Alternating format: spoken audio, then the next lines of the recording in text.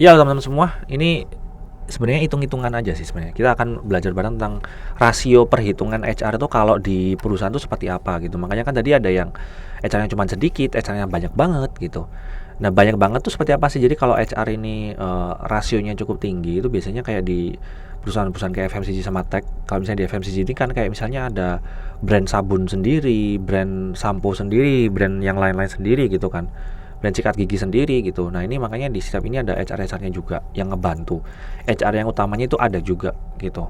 Kalau gua dulu itu gua punya pengalaman juga, teman gua ada di retail itu karena dia dulu pusatnya itu nggak di Malang ya, dia pusatnya di luar Malang. Itu dia ada HR yang di HO, ada HR juga yang di Malangnya itu juga ada. Karena Malang tuh cabang gitu. Jadi HR di Malang tuh ada, HR di HO juga ada, head office. Itu salah satu contoh gitu. Jadi ketika ini makin banyak kan, ini misalnya ini satu brand 1.000 orang, satu brand 1.000 orang kan, kalau HO-nya cuma satu terus ngurusin 10.000 orang kan ya bisa pecah ya kepalanya kan. Jadi itu sebenarnya harus dibagi.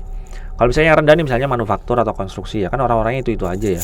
Misalnya manufaktur A, misalnya mereka mau bangun jalan di A, ya udah pakai orang 10 atau 1.000 orang gitu. Nanti bangun jalan B, nanti tunggu ini selesai dulu baru bangun di B. Itu salah satu contoh aja. Jadi tetap nggak nambah kayak gini tiba-tiba gitu, makanya dia rendah. Perhitungannya seperti apa sih teman-teman?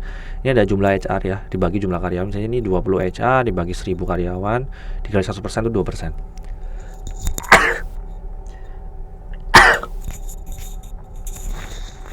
Jadi ini perbandingan 1 banding 50 gitu. Nanti ketika kalian ini makin besar ya, ini jangan terlalu banyak ya, 1 banding 1.000 ya pecah kepala kalian. Tetap 1 banding misalnya 20 atau 30 50 gitu, biar lebih sehat aja sih yang ngerjain ini pekerjaannya gitu. Makanya tadi ada yang spesialis, ada yang generalis kan. Kalau misalnya masih sedikit tuh generalis bisa, tapi kalau udah banyak kayak gini bisa harus pakai spesialis sih menurut gua sendiri. Gitu sih teman-teman. Oke. Semoga bermanfaat.